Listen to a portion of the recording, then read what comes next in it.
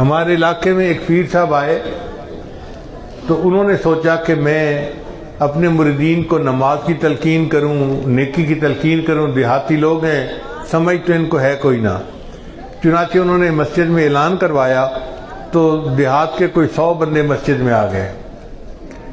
ایک بندے نے کہا جی کہ پیر صاحب تقریر کریں گے اور سب نے سننا ہے غور سے اور اس پر عمل کرنا ہے۔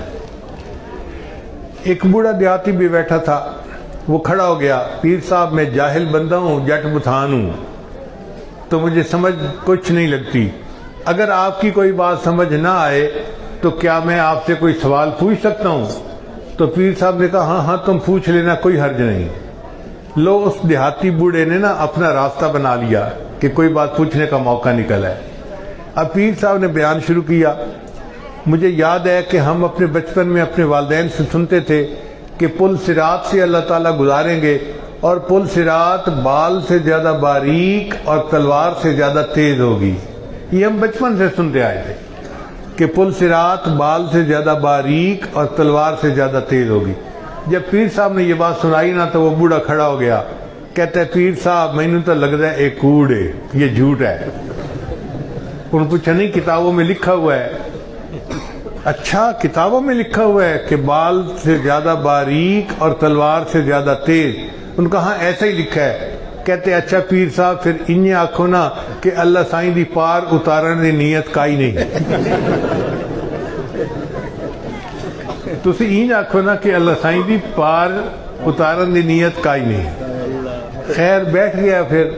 پھر پیر صاحب نے بیان شروع کیا کہ نیکی کیا کرو اور گناہوں سے بچو، اور جو گناہوں سے نہیں بچے گا اللہ اس کو پہلے جہنم میں عذاب دے گا اور پھر اللہ ان کو جنت عطا فرما دے گا۔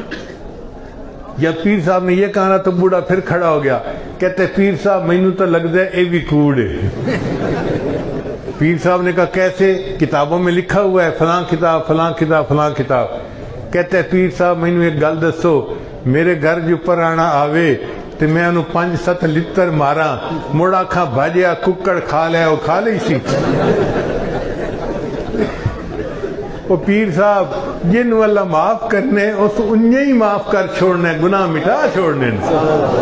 اگر ایک دیہاتی کا یہ یقین اور حسن ظن ہے اللہ کے ساتھ کہ اللہ نے معاف کرنا ہے تو معاف کر ہی دینا ہے، اس نے کوئی نہیں گناہ کی سزا دینی، تو واقعی معاملہ ایسا ہے۔ اسی لیے نبی صاحب نے فرمایا کہ تمہیں اس حال میں موت آئے کہ تمہیں اللہ کے ساتھ حسن ظن ہو کہ اللہ معاف کر دے گا۔ تو اب بھائی ہمیں حسن ظن دل میں ہونا چاہیے کہ اللہ ہمیں قیامت کے دن ضرور معاف فرما دے گا، ہمارے عملوں کی وجہ سے نہیں، اپنے محبوب کی رحمت کے صدقے معاف فرما دے گا۔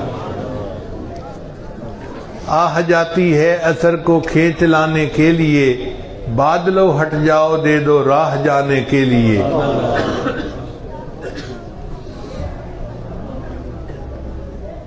اے دعا فریاد کر عرش بری کو تھام کے، اے خدا رخ پھیر دے اب گردش ایام کے۔ خلق کے راندے ہوئے دنیا کے ٹھکرائے ہوئے، آئے ہیں اب تیرے در پر ہاتھ پھیلائے ہوئے۔ حق پرستوں کی اگر کی تو نے دل جوئی نہیں، تا نہ دیں گے بت کے مسلم کا خدا کوئی نہیں۔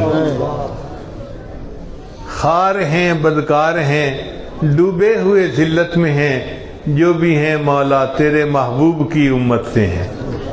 ہم واقعی گناہ گار ہیں، خطا کار ہیں، اپنے گناہوں کو تسلیم کرتے ہیں، شرمندہ ہیں اپنے گناہوں پہ، مگر یہ بات پکی ہے کہ اے اللہ ہم جو بھی ہیں تیرے محبوب کے امتی تو ہیں، اس امتی ہونے کی نسبت سے تو ہمارے اوپر رحم فرما دینا۔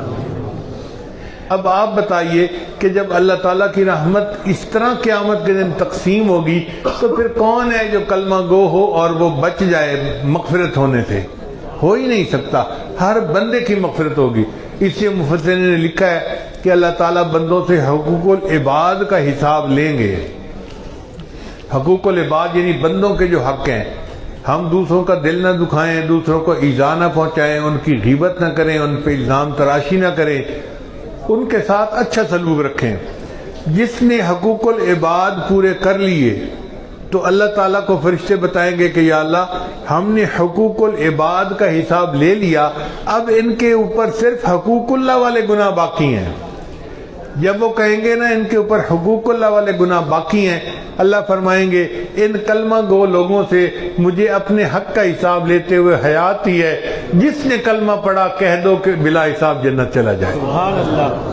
ربما یود الذین کفروا لو کانوا مسلمین، یہ وہ وقت ہوگا کہ جب کافر بھی تمنا کریں گے اے کاش ہم نے بھی کلمہ پڑھا ہوتا، اس کلمے کی برکت سے ہمیں بھی جنت مل جاتی۔